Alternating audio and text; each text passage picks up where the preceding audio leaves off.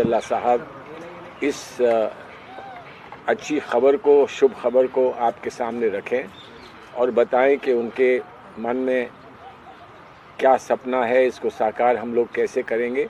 मैं अपनी तरफ से सिर्फ इतना कह सकता हूं कि हमने और सब ने मिलकर जो अलायंस की टीम है उसमें मुकुल जी और सब लोग रहे, सब ने बड़ा प्रयास किया कि किसी ना किसी तरह से जल्द हम ये कर दें और आज वो कामयाबी के स्थान पर हम लोग पहुँचे हैं। खुशी का मौका है और खुशी के इस मौके पर मैं आप सबको उम्मीद करता हूं कि इसका अच्छा प्रचार प्रसार आप लोग करेंगे। मैं अब निवेदन करूंगा उमर अब्दुल्ला साहब से कि वो अपने विचार रखें और इसकी औपचारिक घोषणा करें। मैं सलमान खुर्शीद साहब का और पवन जी का शुक्रगुजार हूं कि उन्होंने मुझे ये मौका दिया और आज बड़ी खुशी से फॉर्मली मैं इस चीज़ का ऐलान करते जा रहा हूं कि नेशनल कॉन्फ्रेंस और कांग्रेस जम्मू कश्मीर लद्दाख की जो 6 सीटें हैं, यहाँ पे हम मिल के इलेक्शन लड़ेंगे।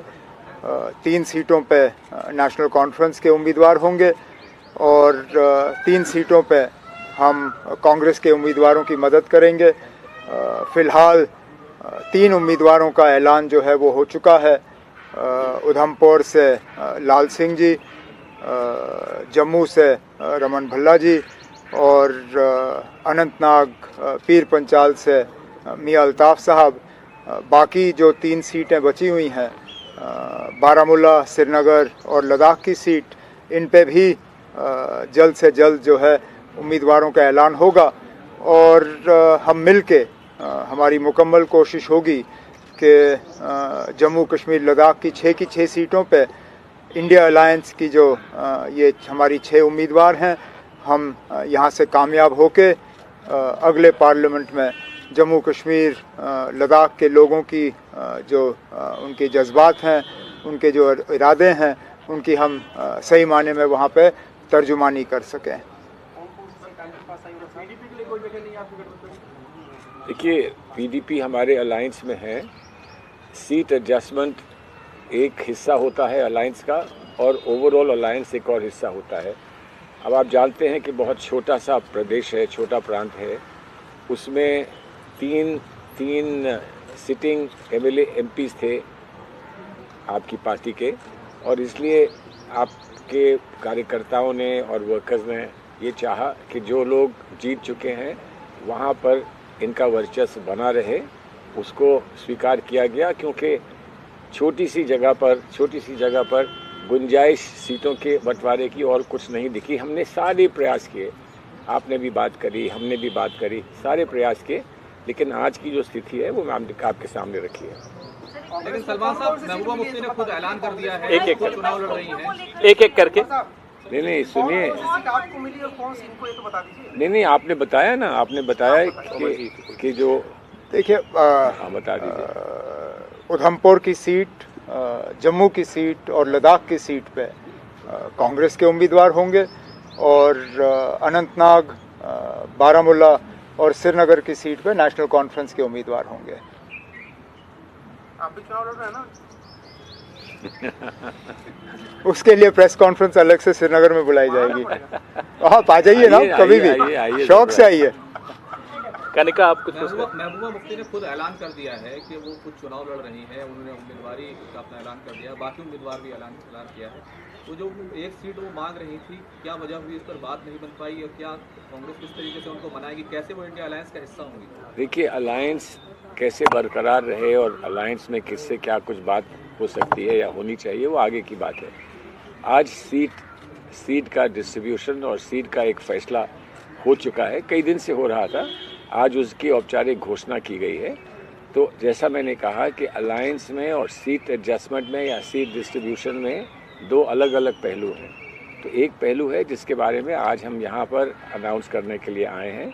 अलायंस की जी औपचारिकताएं होती हैं और अलायंस की और जो बातें होती हैं वो हमारे लेवल की नहीं हैं, वो हमारे लीडरशिप के लेवल की हैं। वो जब जब जो कुछ होगा वो आपको बताते रहेंगे। आप कुछ और बोल रहे हैं थोड़ा? तो जैसा कि सलमान साहब ने बताया, अलायंस एक लंबा सफ़र होता है, उसमें अलग अलग पड़ाव होते हैं। तो अभी तो शुरुआत है इस सफ़र की, कई पड़ाव आएंगे, बार बार आपसे मुलाकात होगी, नए इब्तिदाई इश्क है, होंगी। इब्तिदाई इश्क है, आगे आगे देखिए होता है क्या। और कौन रोएगा उसमें वो आपको मालूम है। हम तो मुस्कुरा रहे हैं यहाँ जो बैठे हैं, रोने वाले आज कहीं घूम रहे हैं, चंद्रपुर वंदरपुर कहीं। ये गठबंधन सिर्फ लोकसभा तक सीमित रहेगा या विधानसभा तक भी ये जाएगा? पहले इसमें हम कामयाबी हासिल करें। विधानसभा के इलेक्शन की तो लगभग घोषणा हो चुकी है। चीफ इलेक्शन कमिश्नर ने भी इस बात की तरफ इशारा किया है और पिछले दिनों गृह मंत्री साहब ने भी इंटरव्यू के दौरान कहा है कि ऑनरेबल सुप्रीम कोर्ट के तरफ से जो वक्त की सीमा लगाई गई है 30 सितंबर की, उससे पहले ही विधानसभा का जो चुनाव का प्रोसेस है वो मुकम्मल किया जाएगा। फ़िलहाल हमारी मुकम्मल तवज्जो जो है वो इन 6 सीटों पे है। मिलके हम इन 6 सीटों पे कामयाबी हासिल करेंगे। उसके बाद विधानसभा के लिए जो हमें फिर कदम उठाने होंगे, मिल बैठ के उस वक्त भी कोशिश यही की जाएगी कि हम इस तरह का एक फार्मूला इख्तियार करें जिससे कि बीजेपी और बीजेपी के जो सहयोगी दल हैं उनको किसी तरह का स्पेस ना मिले। हमने अपने तरफ से कांग्रेस की कामयाबी के लिए जो है अपना काम शुरू कर लिया है। दोनों लाल सिंह के लिए जी और रमन भल्ला साहब के लिए नेशनल कॉन्फ्रेंस की तरफ से कैंपेन शुरू हो चुका है। पिछले दिनों जब रमन भल्ला साहब अपने नॉमिनेशन फॉर्म भरने गए तो खुद उसमें नेशनल कॉन्फ्रेंस के सदर जनाब डॉक्टर फारूक अब्दुल्ला साहब मौके पे मौजूद थे। और इसी तरह हम कांग्रेस की जो जम्मू कश्मीर में स्टेट लीडरशिप है उनसे भी उम्मीद करेंगे कि आगे जाके जब नेशनल कॉन्फ्रेंस के कैंडिडेट्स अपने नॉमिनेशन फॉर्म भरने का काम करेंगे तो उसमें जो इनके सीनियर लीडर होंगे वो उसमें हमारे साथ शामिल रहेंगे। विक्रांत जिस तरीके से लगातार जो इंडिया गठबंधन की बैठकें हुई उसमें महबूबा मुफ्ती लगातार शामिल हुई, अब वो अलग चुनाव लड़ने जा रही है, तो उनके लिए कोई संदेश देंगे आप? नहीं, कोई संदेश नहीं। हमने कोशिश की थी कि मिलके ये इलेक्शन लड़ें, लेकिन जैसे सलमान खुर्शीद साहब ने खुद कहा 6 सीटों पे जिसपे कि 3 पहले से ही नेशनल कॉन्फ्रेंस के पास थे, गुंजाइश कम थी। हमने उस वक्त भी ये चाहा था कि इस इलेक्शन में वो हमारी मदद करें और ये भी हमने कहा कि आने वाले विधानसभा के लिए जो है हम दरवाज़ा खुला रख रहे हैं। उनको शायद ये बात उस वक्त ठीक लगी नहीं। आगे जाके विधानसभा को लेके कांग्रेस के साथ उनकी क्या बातचीत रहेगी वो पार्लियामेंट के इलेक्शन के बाद ये दोनों पार्टीज़ जो है पीडीपी और कांग्रेस ये खुद तय कर लेंगे। फ़िलहाल पार्लियामेंट की हम बात करेंगे। इन 6 सीटों पे कांग्रेस और नेशनल कॉन्फ्रेंस का अलायंस है, मिलके हम इन 6 सीटों के जो हमारी उम्मीदवार हैं उनकी कामयाबी के लिए काम करेंगे। बड़े उम्मीदवार वहाँ से कह रहे हैं कि हम भी चुनाव लड़ रहे हैं, गुलाम नबी आज़ाद साहब पूर्व मुख्यमंत्री हैं। दिन अब शौक से लड़ें, यही तो जमहूरियत है। हम चाहते हैं कि सब लड़ें। अफसोस इस बात का है कि जिस सीट पे आज़ाद साहब के जीतने की ज़्यादा गुंजाइश थी उस सीट पे लड़ नहीं रहे हैं। वैसे आते तो वो डोडा से हैं। पिछली बार जब कांग्रेस के टिकट पे लड़े थे 2014 में तो डोडा से लड़े थे। किस वजह से इस बार डोडा की सीट छोड़ के वो अनंतनाग पे लड़ने की बात कर रहे हैं, उसका जवाब तो आज़ाद साहब ही दे सकते हैं। क्या बीजेपी की मदद करना चाहते लेकिन अब इनडायरेक्ट कहाँ, डायरेक्ट ही समझ लीजिए, डायरेक्ट ही समझ लीजिए, क्योंकि जाहिर सी बात है कि अगर वो खुद डोडा से हैं, उस पूरे बेल्ट पे उनका ठीक ठाक असर रसूख 2014 पे देखने को मिला। जाहिर सी बात है कि अगर वहाँ से इस बार लड़ते तो नुकसान ज़्यादा बीजेपी को होता। अनंतनाग से क्यों लड़ने का फ़ैसला लिया, ये सवाल तो सिर्फ आज़ाद साहब ही इसका जवाब दे सकते हैं। बोलिए झा साहब। सवाल है, कांग्रेस के मैनिफेस्टो पे पीएम लगातार कह रहे हैं कि ये मुस्लिम लीग का मैनिफेस्टो ऐसा लगता है, इस पर क्या कहेंगे? उनको लगता है, उनको लगता है ये इतना अच्छा मैनिफेस्टो हमने 25-30 साल में नहीं बनाया है। जो आज आम जनता के लिए, महिलाओं के लिए, बच्चों के लिए, किसानों के लिए, नौजवानों के लिए जो मैनिफेस्टो बना है, उनको वही दिखता है जो उनके मन में है और कुछ नहीं दिखता है। तो हम बड़ा स्पष्ट कर देते हैं कि हमारा मैनिफेस्टो एक बहुत अच्छा मैनिफेस्टो है, दूरदर्शी मैनिफेस्टो है, और ये मैनिफेस्टो कैसा कैसा कमाल करके दिखाएगा ये आने वाले समय में आप देखेंगे। और वैसे भी प्रधानमंत्री मोदी को शायद मुस्लिम लीग का वो मैनिफेस्टो उन्होंने पढ़ा होगा, हमने तो नहीं पढ़ा। और उस वक्त की जो मुस्लिम लीग थी, उस वक्त की हिंदू महासभा मिलकर जुगलबंदी करते थे, वो जुगलबंदी आज तक प्रधानमंत्री चलाए जा रहे हैं। तो प्रधानमंत्री अपना संविधान पढ़ लें, वो ज्यादा कृपा होगी इस देश पर, बजाय इसके कि उस वक्त की मुस्लिम लीग का अभी भी उन रट रहे हैं मैनिफेस्टो, वो ठीक नहीं कर रहे देश के लिए भी और संविधान के लिए भी। मैं समझा नहीं, क्या दूसरे स्टेट में भी आते आने से इम्पैक्ट पड़ेगा? क्यों नहीं, इसका जवाब उमर साहब थोड़े देंगे, सलमान जी देंगे। हम लोग देंगे कि हमने बहुत सोच समझ के और बहुत गहराई में जाकर हमने ये समझौता किया है, इसलिए कि हम मानते हैं कि कश्मीर, जैसे मैंने शुरू में कहा था, कश्मीर का विशेष महत्व है और वो सिर्फ एक अलायंस, एक सीटों का अलायंस नहीं है, बल्कि विचारों का एक अलायंस है, ताकि इस देश को सही दिशा के विचार मिल सकें। वो कैसे होगा, जिसमें कि सब सम्मिलित हों, सब उसमें इकट्ठे हों, सब उसमें अपना कंट्रीब्यूशन करें। ये मैं समझता हूँ कि कश्मीर में इस अलायंस का एक बड़ा महत्व है। और ये there are different perceptions in terms of Article 370. Your party says now full statehood. You have understood it in, but Umar Sab's party still believes that Article 370 should not have happened. No. Many parties think that it should not have happened, and it should not have happened in the manner in which it has happened. The point is, we have to move forward. How much they can move forward, how much we can move forward, this will all depend on the interaction with our cadres, with our people, with our voters, etc. Because the choice of the voter and the feelings of the voter is paramount.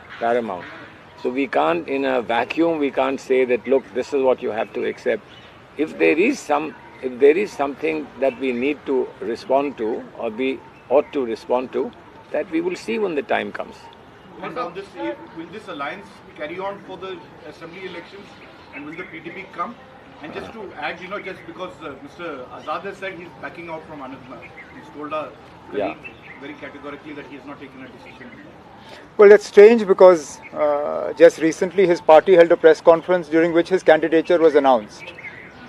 So to now suggest that he's not taken a decision would be a bit disingenuous and perhaps a bit dishonest.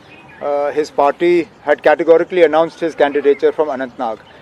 The fact that he's not fighting would suggest that the BJP has calculated that his remaining in the fray would be detrimental to their interests, and has perhaps suggested to him that not fighting would be the better course of action. But either way, it's shaping up to be an interesting election.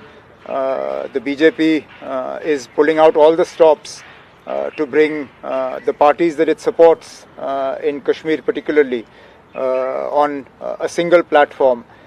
We had the visuals of the BJP General Secretary, Mr. Chugh, coming out from Altaf Bukhari's residence in Srinagar, making it very obvious what the BJP and its allied parties are going to do there. Our interest as allies in this election is to ensure that the BJP's plans fail entirely in all 6 seats.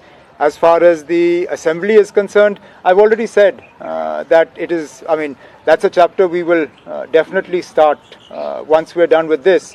But at the moment, I think it's fair that we focus our complete attention on securing a victory in these 6 seats, for which a good beginning has been made.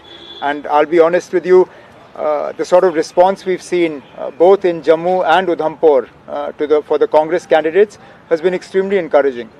सवाल ये है, सिर्फ गुलाम नबी आजाद का सवाल नहीं है, सवाल तो पूरा अलायंस वहाँ उन्होंने बनाया, अल्ताफ बुखारी हैं, सज्जाद गनी लोन है, वो तीनों एक अलायंस आपके खिलाफ वहाँ पूरा खड़ा हुआ है। तो बड़ी अच्छी बात है ना, ये पहली बार हुआ नहीं है। और अगर बीजेपी वाले हमें हराने के लिए अब इन लोगों से मदद मांगने की पोजीशन में आ गए हैं, तो उसी से आपको पता चल जाता है कि हमारे उम्मीदवार जो हैं कितने मतलब मजबूत हैं और कितना मुश्किल होगा उनको हराना। ये लोग एक साथ आए और खुल्लम खुल्ला आ गए हैं, अच्छी बात है। जम्मू कश्मीर के वोटर जो हैं अपना फैसला जिस दिन बटन दबाना होगा, बटन दबा के अपना फैसला सुना देंगे। सर, इसके रिजल्ट इसलिए भी इम्पोर्टेंट होंगे 370 हटाए जाने के बाद अब पहली बारी वहाँ पर चुनाव हो रहा है, तो आपको लगता है इसके जो नतीजे आएंगे, चाहे आपके पक्ष में आए चाहे वहाँ के पक्ष में आए, एक बड़ा मैसेज होगा हिंदुस्तान के लिए कि जो हटाया गया? मैसेज तो होगा ही। 5 अगस्त 2019 के बाद हालांकि लोकल लेवल के इलेक्शंस हुए थे, बड़े पैमाने पे तो ये पहला इलेक्शन है। और आप ये भी देखें कि जो हमारा जमहूरी हक था अपनी हुकूमत चुनने का असेंबली इलेक्शंस के ज़रिए, उससे भी हमें महरूम रखा गया। सुप्रीम कोर्ट के आदेश के बाद ही वहाँ पे इलेक्शन कराने का फ़ैसला लिया गया है। हम तो ये उम्मीद कर रहे हैं कि बढ़ चढ़ के वहाँ के लोग जो हैं इलेक्शन में हिस्सा लेंगे और बीजेपी को 5 अगस्त 2019 का जो पैगाम भेजना होगा वो मतलब इतना ज़ोर शोर के भेजेंगे कि पूरी दुनिया को पता चल जाएगा। उमर साहब, उधर टारगेट 370 रखा गया है बीजेपी का, 370 सीटें जीतनी और 400 एनडीए का। 370 का आप क्या कहेंगे? 370 टारगेट तो पूरा होगा कि नहीं? रखें टारगेट। मैं कहता हूँ 370 क्यों, उससे ज़्यादा रखना चाहिए था। 450 500 तो क्या देते। अब क्या छोड़ा क्यों उन्होंने? एक भी नहीं छोड़ते हमारे लिए। टारगेट रखने में क्या, मैं कह दूंगा ना, अब नेशनल कॉन्फ्रेंस जो है हम 500 सीटों पे कामयाब होंगे, लड़ हम 3 रहे हैं और 500 पे हम कामयाब होंगे। टारगेट रखने में क्या जाता है ना, टारगेट तो कोई भी रख सकता, लेकिन बौखलाहट तो ज़रूर है उनमें। जिस तरह के कदम उठाए जा रहे हैं, जिस तरह गिरफ्तारियां की जा रही हैं, जिस तरह छापे किए जा रहे हैं, जिस तरह कांग्रेस के अकाउंट्स को सीज किया जा रहा है, मुझे नहीं लगता है इसमें कोई कॉन्फिडेंस दिख रहा है। मुझे तो इसमें बौखलाहट नज़र आ रही है। मुझे इसमें लग रहा है जैसे कि थोड़ी सी घबराहट है, क्योंकि अगर वो वाकई इतने ताकतवर होते, इस तरह गिरफ्तारियां, छापे, कांग्रेस के अकाउंट्स को सीज करने की कोशिश, इसकी ज़रूरत ही नहीं पड़ती। वो आराम से सीटें जीत जाते।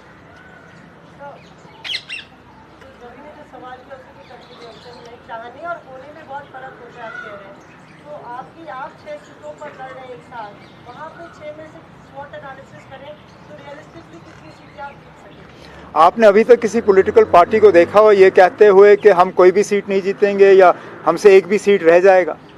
अब बीजेपी वाले 370 की बात कर रहे हैं, उनसे तो आप स्वॉट एनालिसिस नहीं पूछते।